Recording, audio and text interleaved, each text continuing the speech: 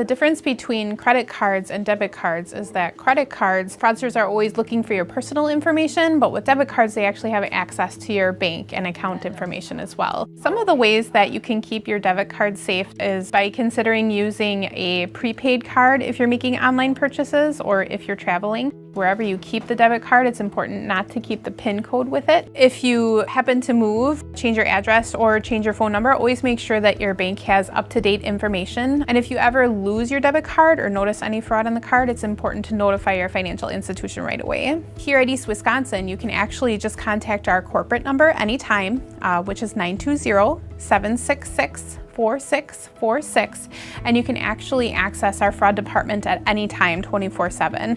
So even if the card is lost at 5 o'clock on a Sunday, call our number and we'll go ahead and take care of it for you. When visiting an ATM machine with your debit card, there are a few points that are important to look for. Number one, when you approach the machine, you want to make sure that you're looking around and checking your surroundings, making sure that there's no one standing around you or behind you. When you approach the machine to type in your PIN code, it's always important to make sure that you're covering up the numbers so that no one around you can see the PIN code.